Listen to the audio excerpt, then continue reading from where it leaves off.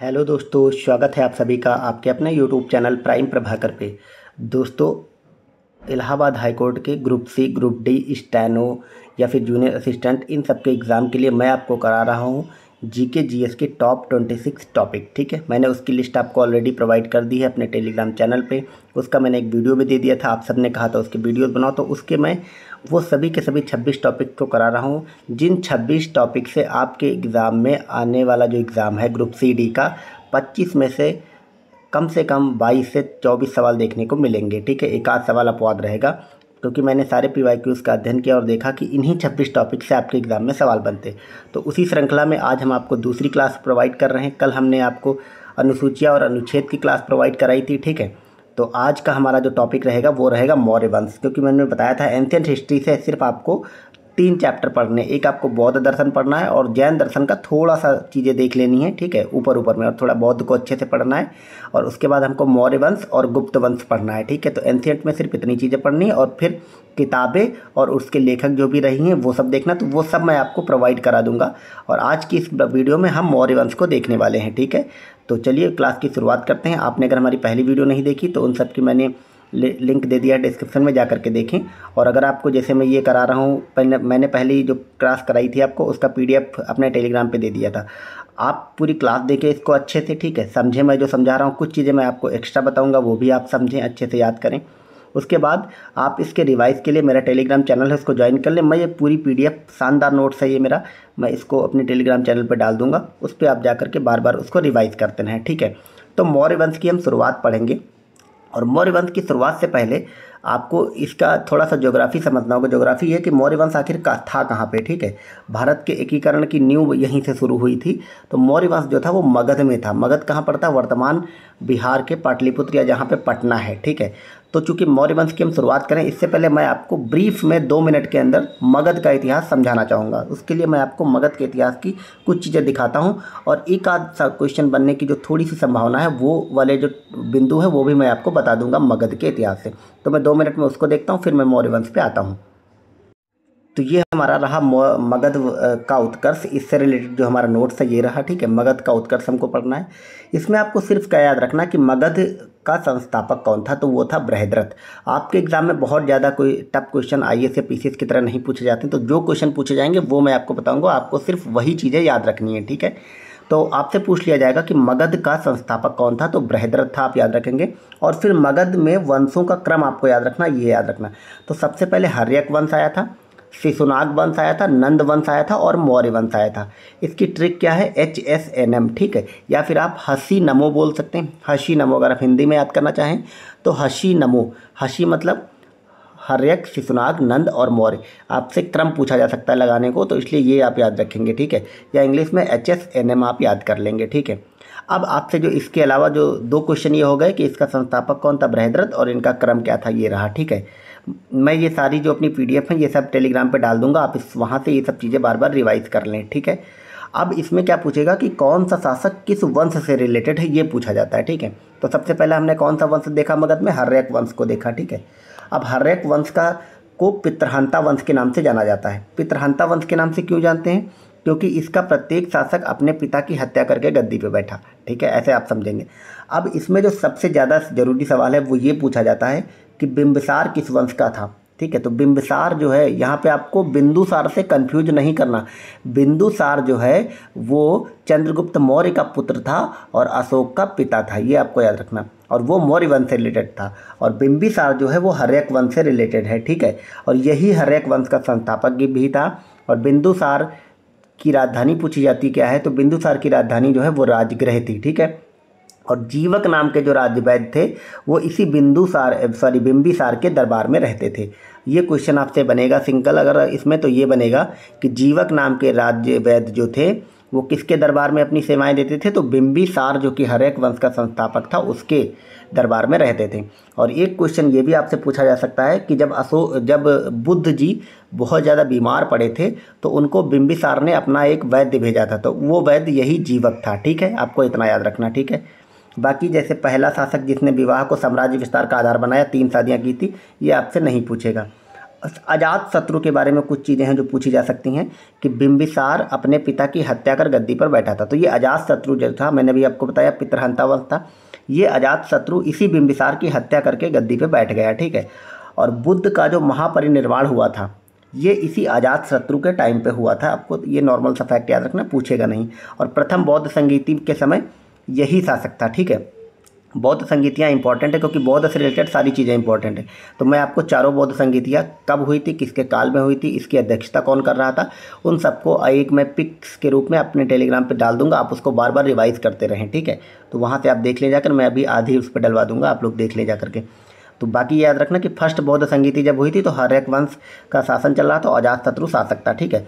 अब जैसे इसने अपने पिता की हत्या करी, अजातशत्रु ने बिंबिसार की, उसी तरह उदयन इसका पुत्र था, किसका, अजातशत्रु का, और इसने अजातशत्रु की हत्या कर दी, ठीक है। इसने अजातशत्रु की हत्या करी और पाटलिपुत्र की स्थापना की और पाटलिपुत्र को अपनी राजधानी बनाया। तो एक क्वेश्चन जो यहाँ से सबसे इंपॉर्टेंट बनेगा वो ये बन सकता है कि पाटलिपुत्र की स्थापना किसने की, या फिर मगध की राजधानी पाटलिपुत्र को किसने बनाया। तो ये उदयन ने बनाया था। आपको सिर्फ एक फैक्ट याद रखना है। तो यहाँ से हमारा हर्यक वंश खत्म हो जाता है और फिर दूसरा आता है शिशुनाग वंश, ठीक है।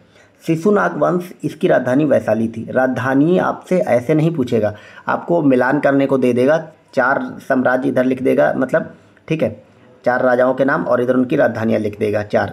आपको ABCD ऐसे मिलान करने को क्वेश्चन आते हैं। ग्रुप C वालों में ज़्यादा आएगा, और ग्रुप D में आएगा तो आपसे क्या पूछेगा कि डायरेक्ट कि शिशुनाग मतलब निम्न में से किस शासक ने वैशाली को अपनी राजधानी बनाया, और C में मिलान करने को देगा।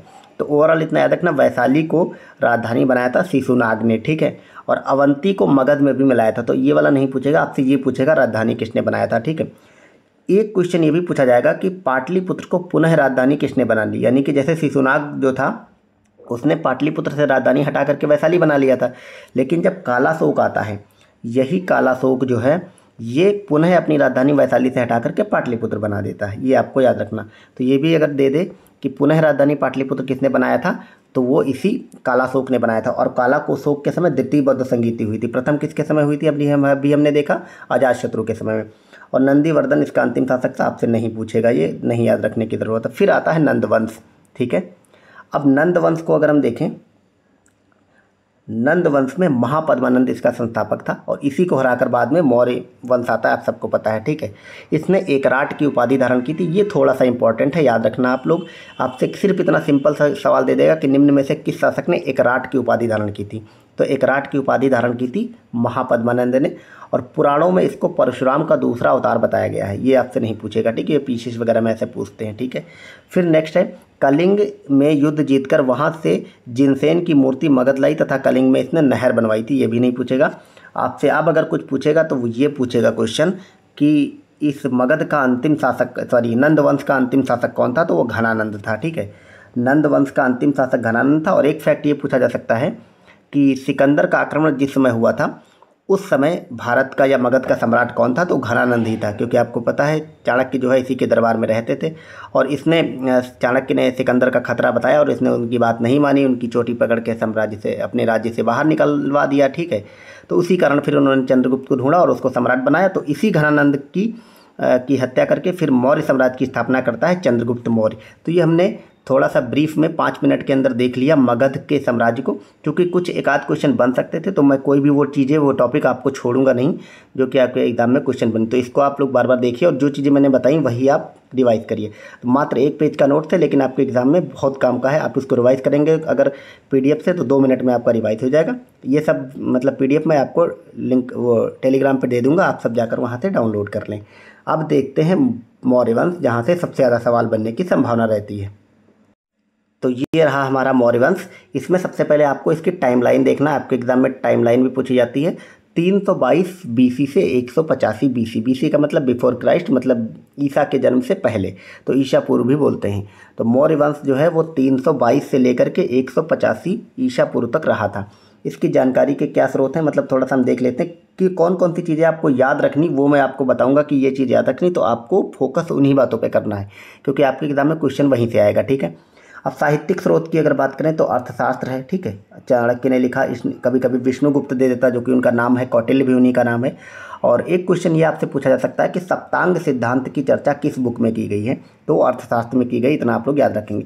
और एक बात और याद रखें कि अर्थशास्त्र किसी भी तरह के इकोनॉमिक्स की पुस्तक नहीं है, ये राजनीति शास्त्र की पुस्तक है, ठीक है। इंडिका से इसकी जानकारी मिलती है मौर्य साम्राज्य की। इंडिका किसने लिखी? इंडिका लिखी मेगास्थनीज ने, ठीक है, आप सबको पता है। पुराणों में इसकी जानकारी ही मिलती है, ठीक है, पुराणों में इसकी जानकारी मिलती है।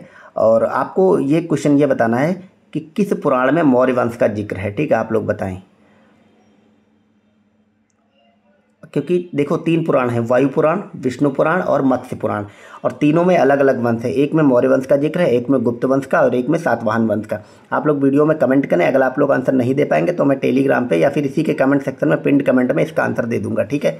मुद्रा राक्षस की मुद्रा राक्षस जो पुस्तक है जिसको कि विशाख दत्त ने लिखा है, उसमें भी मौर्य की जानकारी मिलती। तो ये 3-4 जो पुस्तकें लिखी हैं और इनके जो राइटर्स बताएं, ये आप अलग से याद नोट कर लेंगे, क्योंकि इनकी पुस्तकों से अलग क्वेश्चन बन जाता है। हालांकि मैं आपको एक पन्ने में, एक PDF में कंप्लीट ये बुक्स और राइटर्स और ये सब दे दूँगा एंशिएंट हिस्ट्री की, तो उससे आपकी वो सारी चीज़ें कवर हो जाएंगी, ठीक है। इसके अलावा बौद्ध जैन ग्रंथों से भी इसकी जानकारी मिलती है।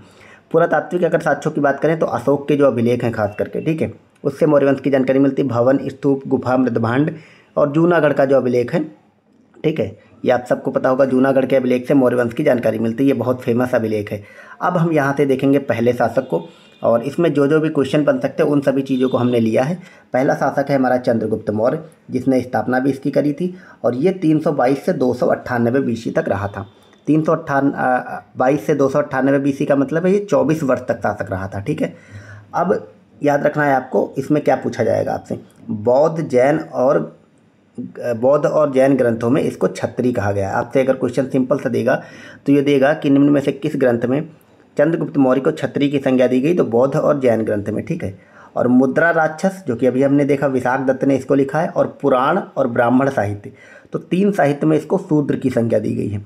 आपसे अगर ये पूछ ले कि चंद्रगुप्त मौर्य को शूद्र किसने कहा है, तो 3 किताबों ने कहा है, मुद्रा राक्षस ने, पुराणों ने और ब्राह्मण ग्रंथों ने, ठीक है। यूनानी साहित्य में सेंड्रोकोटस और एंड्रोकोटस की संज्ञा दी गई है, और ये लिखा किसने? विलियम जोन्स ने। मतलब विलियम जोन्स ने लिखा नहीं, विलियम जोन्स ने इस यूनानी साहित्य को पढ़ा, ठीक है।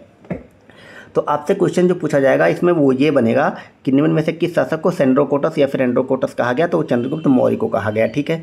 सेल्यूकस निकेटर पराजित हुआ था इससे, ठीक है, जब सिकंदर वापस चला जाता है, फिर बाद में सेल्यूकस निकेटर यहाँ आता है, और उससे 305 BC में युद्ध होता है चंद्रगुप्त मौर्य का, और ये उसको हरा देता है, ठीक है। और फिर बाद में आपको पता है जो सेल्यूकस निकेटर की पुत्री थी उससे इसका विवाह भी हो जाता है चंद्रगुप्त मौर्य का, ठीक है। और मेगास्थनीज ने ऐसा कहा है कि सेल्यूकस निकेटर को हराया था। और एक चीज़ ये भी आपको याद रखना, ये जो मेगास्थनीज है सेल्यूकस निकेटर के साथ ही भारत आया था इसके दरबार में। 500 हाथी दिए थे और हेलेना का विवाह हुआ था, तो जिसकी पुत्री हेलेना थी इसी ने चंद्रगुप्त मौर्य से विवाह किया था, तो ये भी पूछा जा सकता है, ठीक है। जस्टिन प्लूगार्क ये एक राइटर हुए हैं, यूनानी राइटर, इन्होंने सिकंदर व चंद्रगुप्त मौर्य की मुलाकात का वर्णन किया। आपके एग्जाम के लेवल से ये क्वेश्चन आपसे नहीं पूछा जाएगा।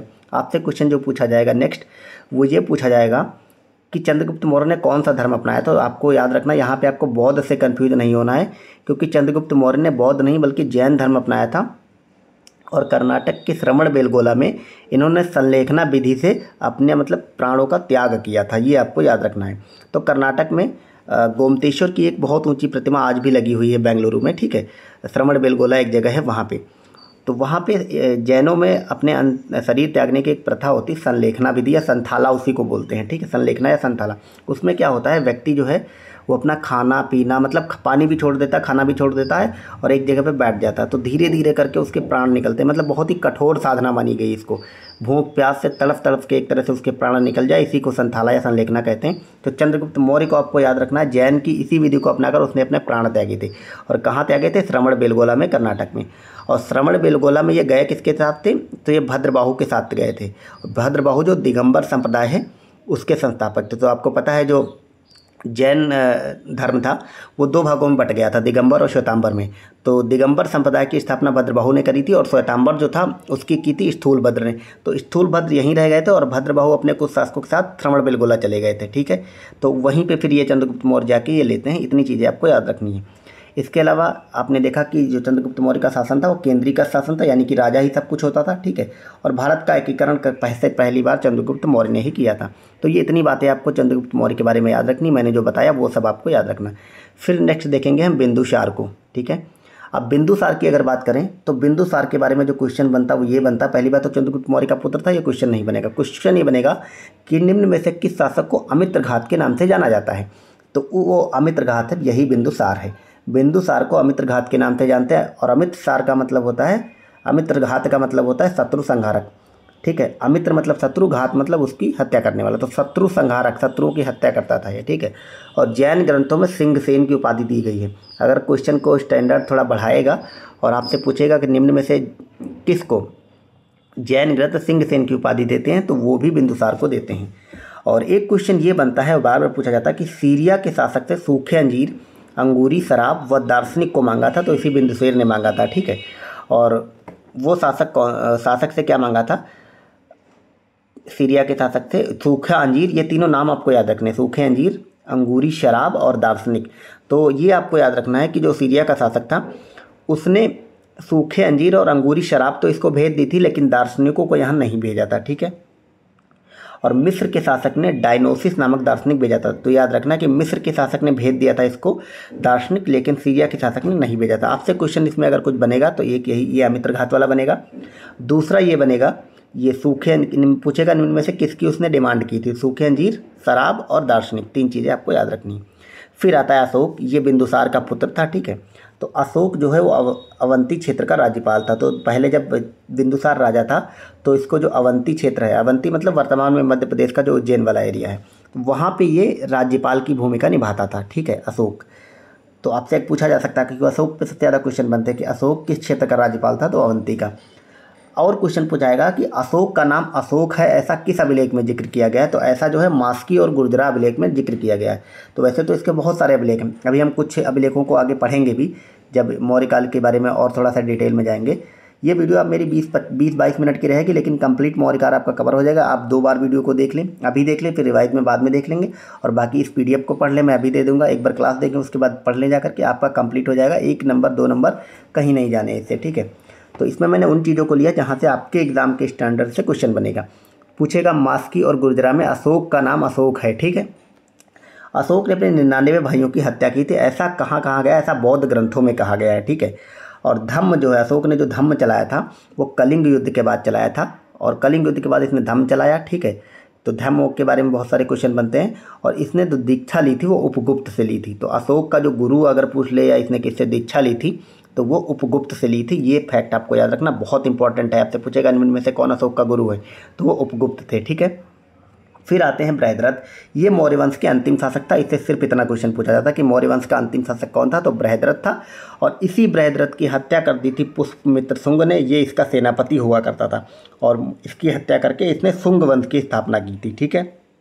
तो इसमें दो चीज़ें याद रखनी कि बृहद्रथ अंतिम शासक था और इसकी हत्या पुष्यमित्र शुंग ने करी थी, और उसने फिर शुंग वंश की स्थापना की थी। अब हम मौर्य वंश के बारे में थोड़ा, जैसे मौर्य प्रशासन, मौर्य समाज ऐसे करके देख लेते हैं, क्योंकि कुछ और क्वेश्चन भी बनते हैं। तो इसमें सिर्फ वो चीज़ें याद रखनी जो मैं आपको बताऊंगा। अब मौर्य प्रशासन को अगर देखें अलग से, हमने शासकों को देख लिया, उससे संबंधित जो भी क्वेश्चन बन सकते हैं, प्रशासन देखते हैं। इसमें राजा मेन होता था, प्रशासन, सैनिक, न्यायिक प्रमुख, ठीक है। तो राजा के अंडर में कौन कौन सी चीज़ें आती थी, राजा प्रशासन को देखता था, सैनिक भी राजा देखता था, और न्याय व्यवस्था का भी प्रमुख राजा था, ठीक है। अमात्य पूछा जाएगा क्या होता था, प्रशासनिक अधिकारी अमात्य कहलाते थे। तीर्थ क्या होता था, शीर्षस्थ अधिकारी। तो यहाँ पे आपको तीर्थ से कंफ्यूज नहीं करना है कि तीर्थ मतलब तीर्थ स्थल नहीं, धार्मिक स्थान। जो टॉप लेवल की, जिसको कि टॉप ब्यूरोक्रेसी बोलते हैं, होती है, ठीक है, उसको तीर्थ कहते थे मौर्य काल में। एक क्वेश्चन जो मोस्ट इंपॉर्टेंट है, सबसे ज़्यादा बार अभी तक पूछा जाने की संभावना है, तो वो है समाहर्ता। आपसे पूछा जाएगा कि मौर्य काल में समाहर्ता कौन लोग होते थे, तो वो लोग होते थे जो राजस्व या फिर टैक्स कलेक्ट करते थे, ठीक है। बलि और भाग मतलब वही जो राजस्व, टैक्स, बलि वगैरह जो कलेक्ट करने वाला अधिकारी होता था, तो वो समाहर्ता कहलाता था। सन्निधाता राजकोषीय कोषाध्यक्ष होता था। फाइनेंस डिपार्टमेंट, फाइनेंस मिनिस्ट्री वाला समझ लो आप, ठीक है। हालांकि ये नहीं पूछेगा, आपको तीर्थ याद रखना, अमात्य याद रखना और समाहर्ता याद रखना। सीता अध्यक्ष याद रखना इंपॉर्टेंट है, जो सरकारी भूमि होती थी, ठीक है। एग्रीकल्चर मिनिस्ट्री वाला आप समझ लो सिस्टम, कि जो सरकारी भूमि होती थी उसको सीता भूमि कहते थे, और उसको कलेक्ट करता था सीता अध्यक्ष, ठीक है। नेक्स्ट है पर्णयाध्यक्ष, कॉमर्स मिनिस्ट्री, नहीं पूछेगा। अक्षर पटलाध्यक्ष, महालेखाकार, ये भी नहीं पूछेगा। और जो संस्था होती थी या संचार होते थे उसको गुप्तचर कहते थे, ये भी आपको याद रखना। तो ये हमने देख लिया। आपने इसमें 3-4 चीज़ें याद रखनी है, अमात्य, तीर्थ, समाहर्ता और सीतादित्य। 4 पॉइंट सिर्फ आपको याद रखने हैं, ठीक है। अब हम देखेंगे मौर्य साम्राज्य। देखो चूँकि ये मेरा नोट्स जो है वो पीसीएस लेवल का है और मतलब अच्छा वाला नोट्स है, इसमें सारी इसलिए इसमें सारी चीज़ें लिखी हैं, लेकिन आपको एग्जाम में क्या पूछा जाएगा मैंने पीवाईक्यू देखे तो मुझे पता है, तो इसीलिए मैं वो चीज़ें आपको बताते हुए चल रहा हूँ, ठीक है। अब हम मौर्य समाज को देखें, ये इंपॉर्टेंट है। मौर्य समाज 4 वर्णों में बटा था, ठीक है, ये आपको याद रखना है। मौर्य समाज 4 वर्णों में बटा था। कौन से 4 वर्ण आपको पता है? ब्राह्मण, क्षत्रिय, वैश्य, शूद्र। कौटिल्य ने शूद्रों को आर्य कहा, ये इंपॉर्टेंट फैक्ट है। आपसे अगर क्वेश्चन दे देगा कि निम्न में से किसने शूद्रों को भी आर्य की संज्ञा दी, तो दी थी कौटिल्य ने, ठीक है। ये क्वेश्चन बहुत जरूरी है कि मेगस्थनीद ने कहा था कि जो समाज है वो 7 वर्णों में बटा था, ठीक है। मेगस्थनीद ने मौर्यकालीन भारतीय समाज को 7 वर्णों में बांटा था, ठीक है, ये आपको याद रखना है। और कौटिल्य के अनुसार दास प्रथा थी मौर्यकाल में, और मेगस्थनीद के अनुसार दास प्रथा नहीं थी। तो आपसे अगर क्वेश्चन ये बन के आ जाए कि दास प्रथा थी या नहीं थी, तो आपको यस में लगाना है, क्योंकि कौटिल्य को मानना, और अगर अनुसार दे दे तब ऐसे लगाना है कि मेगस्थनीद ने कहा था कि नहीं है। इतना डीप में वो नहीं पूछेगा। रूपा जीवा एक शब्द उस समय प्रचलित था। रूपा जीवा था वेश्यावृत्ति करने वाली स्त्रियां, तो जो स्त्रियां वेश्यावृत्ति में होती थी उनका रूपा जीवा नाम दिया जाता था। हालांकि इतना डीप में नहीं पूछेगा आपसे। अब थोड़ा सा अर्थव्यवस्था देख लेते हैं। मौर्य की कला वाला जो चैप्टर है वो इंपॉर्टेंट है, उसको भी हम देखेंगे। इसमें कृषि होती थी, व्यापार होता था, और व्यापार आंतरिक और बाह्य दोनों होता था, यानी कि विदेशों से भी होता था। उद्योग, उस समय वस्त्र उद्योग प्रमुख था। टैक्स चोरी होती थी, और टैक्स चोरी करने के लिए मृत्युदंड दे दिया जाता था। और प्रमुख बंदरगाह भड़ौच था, और भड़ौच कहाँ पड़ा था? गुजरात में। तो ये इंपॉर्टेंट है आपसे। अगर इतने में मतलब अर्थव्यवस्था में अगर कुछ पूछेगा तो यही पूछेगा कि मौर्यकालीन भड़ौच बंदरगाह कहाँ स्थित है वर्तमान में, तो ये गुजरात में है, आपको याद रखना है। अब हम मौर्यकालीन कला देखेंगे, ये इंपॉर्टेंट है। तो मौर्यकाल में शिलालेख बहुत इंपॉर्टेंट है, और खासकर अशोक के शिलालेख, ठीक है। अशोक के कुल 14 शिलालेख थे, और इसकी खोज की थी पाद्रेरी फ्रेंचलर ने, ठीक है, ये आपको याद रखना है। और पाद्रेरी फ्रैंकलर, ये आपको याद रखना है, इसने अशोक के शिलालेखों की खोज की थी, ये नाम पूछा जा सकता है। और कब की थी? 1750 ईस्वी में की थी। इसके शिलालेख ब्राह्मी, खरोष्टी, अरामाइक और ग्रीक, ये तीनों लिपि में थी, ठीक है। तो ये जो लिपियां हैं इनको पढ़ा किसने? तो सबसे पहले जेम्स प्रिंसेप ने पढ़ा था, ठीक है। और सबसे ज़्यादा बार इसी का प्रयोग हुआ है बाएं से दाएं, किसका? ब्राह्मी का। यानी कि अशोक के जो ओवरऑल शिलालेख हैं, आपको क्या याद रखना, इसमें सब एक ही में आपको मिला मिला अगर लग रहा हो तो अब मैं बता रहा हूँ। सबसे ज़्यादा शिलालेख अशोक के ब्राह्मी लिपि में लिखे गए थे, और ब्राह्मी लिपि बाएं से दाएं लिखी जाती है, यानी कि ऐसे जैसे हम लोग हिंदी लिखते हैं, हिंदी इंग्लिश, ठीक है, बाएं से दाएं। लेकिन जो खरोष्टी लिपि है वो दाएं से बाएं लिखी जाती है, ऐसे जैसे उर्दू लिखी जाती है, ठीक है, उस टाइप से खरोष्टी लिपि जाती है, ठीक है। और इसको पढ़ा था जेम्स प्रिंसेप। जेम्स प्रिंसेप वाला इंपॉर्टेंट है, आपके एग्जाम में जो क्वेश्चन बनेगा वो जेम्स प्रिंसेप से ही बनेगा, कि जेम्स प्रिंसेप ने सबसे पहले इसको पढ़ा था। पशु बलि की निंदा जो की गई है वो किस शिलालेख में? ये शिलालेख के नंबर हैं 1, 2, 3, 4 नहीं लिखा है, ठीक है, तो याद रखना है। ये 14 मतलब ये टोटल शिलालेख लिखेंगे। और आपसे क्वेश्चन ये पूछेगा कि अशोक के किस शिलालेख में पशु बलि की निंदा थी, तो 1 नंबर शिलालेख में थी। चौथे शिलालेख में भेरीघोष की जगह धम्मघोष का था, ठीक है। भेरीघोष युद्ध को कहते हैं। तो अभी हमने धम्म पढ़ा था कि अशोक ने कलिंग युद्ध के बाद धम्म की शुरुआत की थी, तो ये जो धम्म का जिक्र है ये चौथे शिलालेख में है। और धम्म महापात्र का जिक्र 5वें में, ये इंपॉर्टेंट नहीं है। तीर्थ यात्रा का जिक्र 7वें और 8वें इसमें है। सबसे ज़्यादा जो इंपॉर्टेंट है, डबल चिन्ह लगा है, डबल स्टार मार्क आप लोग कर लें कि कलिंग युद्ध का वर्णन अशोक के किस अभिलेख में है, तो 13वें शिलालेख में है, ठीक है। कलिंग युद्ध का वर्णन अशोक के 13वें शिलालेख में है। अब हम स्तंभों को देख लिए अगर, तो इसमें सारनाथ का स्तंभ सबसे इंपॉर्टेंट है। इसमें 4 सिंह बने हुए हैं, जो कि हमारा राष्ट्रीय चिन्ह भी आपसे पूछ लिया जाता है कि राष्ट्रीय चिन्ह क्या है, तो सारनाथ वाला अशोक स्तंभ। और इसके नीचे 4 अलग जानवर बने, वो जानवर कौन है? घोड़ा है, हाथी है, लॉयन है और ऑक्स है, मतलब बैल है। इसका मतलब ट्रिक क्या है? इसका ट्रिक है हेलो, हम लोग हेलो बोलते हैं मोबाइल पे, तो हेलो इसकी ट्रिक है कि इसमें कौन कौन से जानवर हैं। देखो 4 सिंह तो चारों तरफ अपना मुंह किए हुए बैठे हैं, वो अलग है। उसके नीचे 4 अलग जानवर हैं इस सिंह में, उसकी ट्रिक है hello. Hello, H for elephant, H for horse, ठीक है, E for elephant, L for lion, O for ox, ठीक है। अब गुहा लेख की अगर बात करें तो इसमें गुफा को काट करके जो लेख लिखे गए उसको गुहा लेख कहते हैं। और इसमें आती हैं बराबर की पहाड़ियाँ। तो बराबर की पहाड़ियाँ जो है, बराबर की पहाड़ियों को काट करके गुफाएं बनाई गई थी, और ये आजीविकों के लिए बनाई गई थी, ठीक है। और इसको बनाया किसने था? अशोक ने बनवाया था। और उसके बाद फिर अशोक का जो पोता था दशरथ, उसने भी नागार्जुन की पहाड़ियों में इसी तरह की गुफाएं बनवाई थी। इतना नहीं पूछेगा, आपसे सिर्फ पूछेगा कि बराबर की पहाड़ियों का निर्माण किसके लिए किया गया था, तो आजीविकों के लिए किया गया था, और बनाया था अशोक ने, सिर्फ इतना याद रखना। और बराबर की पहाड़ियाँ वर्तमान में है कहाँ? तो ये हैं आपके बिहार राज्य में, ठीक है। स्तूप की अगर बात करें तो शुंग, का जो स्तूप है पत्थर से बने थे और इससे पहले के स्तूप लकड़ी के बनते थे, ये नहीं पूछेगा। सांची और भरहुत के स्तूप हैं, ये अशोक ने बनवाए थे, ये सिर्फ आपको याद रखना है। तो इसमें सिर्फ एक पॉइंट है, सांची का स्तूप और भरहुत का स्तूप ये दोनों के दोनों मध्य प्रदेश में हैं और इनको बनाया था अशोक ने, ठीक है। राजप्रसाद की बात करें, यानी कि राजा का जो महल होता था, तो राजप्रसाद या राजा का महल ये चंद्रगुप्त मौर्य ने बनवाया था और इसकी छतें लकड़ी की बनी थी, पिलर पत्थर के। राजप्रसाद सिर्फ पूछेगा किसने बनवाया था, चंद्रगुप्त मौर्य ने, इतना याद रखना है। लोक कला की अगर बात करें तो यक्ष अक्षणियों की मूर्ति और NBPW उत्तरी काली पॉलिश मध्यमांड, ये आपसे नहीं पूछेगा। अशोक का धर्म आपको याद रखना है, सभी धर्मों का सार था। अशोक का धर्म जो था वो सभी धर्मों का सार था एक तरह से, ठीक है। आपसे सिर्फ जो क्वेश्चन पूछेगा वो ये पूछेगा कि धम्म किसने शुरू किया था, अशोक ने, ठीक है। धम्म यात्रा को अगर देख लें तो 10वें वर्ष में यात्रा बोध गया पहुंची थी, तो ये पूछा जा सकता है कि निम्न में से किस वर्ष में अशोक की धम्म यात्रा बोध गया पहुंची थी, तो 10वें वर्ष में। और 20वें वर्ष में रुम्बिन यानी कि लुम्बिनी पहुंची थी। धम्म यात्रा का अगर क्रम देखें तो सबसे पहले गया जाती है निकल करके, फिर कुशीनगर, फिर लुम्बिनी, फिर कपिलवस्तु, फिर सासाराम और फिर श्रावस्ती, तो ये इसका क्रम है। हालांकि ये बहुत कम पूछे जाने की संभावना है, ये पीसीएस वगैरह में ऐसे क्वेश्चन बनते हैं। तो ये हमने कंप्लीट मौर्य वंश देख लिया, उसके सभी शासक देख लिए, ठीक है, और उसकी अर्थव्यवस्था, कला, प्रशासन सब देख लिया, ठीक है। आप लोग बताइए आपको ये मेरी क्लास कैसे लगी। छोटी क्लास है, मतलब 20 मिनट की या 25 मिनट हो गए हैं, लेकिन उसमें हमने मगध भी देखा है, ठीक है। आप इसको स्पीड बढ़ा के देखना चाहें तो वो भी देख सकते हैं, आपकी सहूलियत। बाकी आप अगर इसको वीडियो देख लिए और आपको इस टेलीग्राम पे, मतलब इसका PDF चाहिए टेलीग्राम पे, तो मैंने लिंक दे दिया, आप जाकर टेलीग्राम ज्वाइन कर लें, ठीक है। डिस्क्रिप्शन में लिंक है और वहाँ पे मैं सारी ये वाले PDF भी दे रहा हूँ। इसके अलावा जो भी वन लाइनर आपके स्टैटिक करंट हो स्टैटिक GK GS हो सकती है, जहाँ से क्वेश्चन बन सकते हैं, मोस्ट इंपॉर्टेंट, बहुत ही मतलब उस वे में दे रहा हूँ कि आप एक बार देखेंगे आपको याद हो जाए। तो उन सब का रिवीजन भी मैं पिक्स के माध्यम से वहाँ पे करा रहा हूँ, तो जा करके आप लोग ज़रूर देखें, बहुत मतलब काम की वहाँ पे आपको जानकारी मिल लेंगे, ताकि आप लोग GK GS में अपनी बाकी चीज़ें भी मतलब कवर कर सके। इसके अलावा मैं आपको अभी GK GS की प्रैक्टिस भी कराना शुरू कर दिया हूँ क्वेश्चन के फॉर्म में, तो मैंने मॉडर्न हिस्ट्री के वीडियोस आपको प्रोवाइड कर दिए हैं, 2 वीडियोस, जा करके उनको भी आप लोग देखें, लिंक डिस्क्रिप्शन में है। एक वीडियो मिल गया, एक अभी इसके बाद मिल जाएगा आपको, ठीक है। तो मॉडर्न हिस्ट्री हमारी जैसी कंप्लीट होती है, उसके बाद हम अलग सब्जेक्ट वाइज प्रैक्टिस जो करेंगे वो हम सब्जेक्ट वाइज करेंगे और टॉप 26 टॉपिक के माध्यम से हम इसको कंप्लीट देख लेंगे, ठीक है। चलिए मिलते हैं नेक्स्ट वीडियो में। आप लोग इसी तरह चैनल को देखते रहें और अपनी तैयारी को बूस्ट करते रहें, बाकी सब्जेक्ट को भी रिवाइज वगैरह करते रहें, प्रैक्टिस करते रहें, ठीक है। और अगर जो लोग भी नए हैं, चैनल को सब्सक्राइब नहीं किया तो कर लें, बेल आइकन दबा दें, ताकि जो नेक्स्ट वीडियो आए, अभी आपको कल वीडियो मिली थी पहली, ये दूसरी मिल गई, अब मैं आपको एक दिन में 2-2 वीडियो प्रोवाइड करूँगा, ताकि नेक्स्ट एक हफ्ते में से 10 दिन के अंदर आपकी कंप्लीट ये GK GS की वीडियोज़ मिल जाए और आपकी GK GS का बेड़ा पार हो जाए इसी से, ठीक है। मिलते हैं नेक्स्ट वीडियो में, बाय बाय।